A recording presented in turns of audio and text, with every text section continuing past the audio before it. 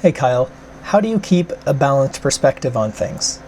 One of my first year professors gave me some really interesting advice, which was where the most interesting ideas always occur around the borders of something.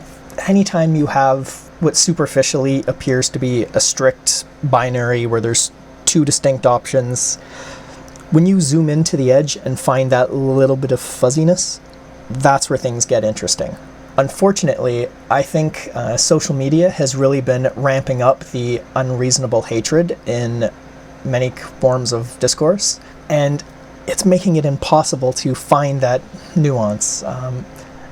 For example, as a left-leaner, every time I like a lefty post on certain social media forums, they track that and they resort my page so I will see more lefty posts. My more right-leaning friends will fade away until I no longer see any of their posts. Eventually, I'm stuck inside an isolated bubble of content that never dares expose me to an idea I may not already agree with, which means those boundaries where things get interesting recede from view.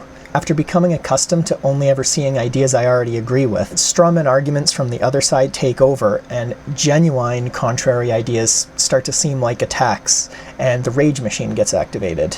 I really think more people need to spend more time in civil discussion, because when you're having those discussions, you tend to be discussing the fuzzy boundary where all the interesting stuff lives.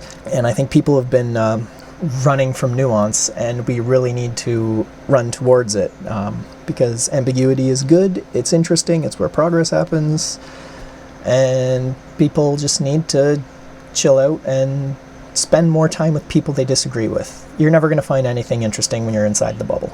You're just going to feel like you're finding something interesting, but that's not, your feelings aren't worth anything.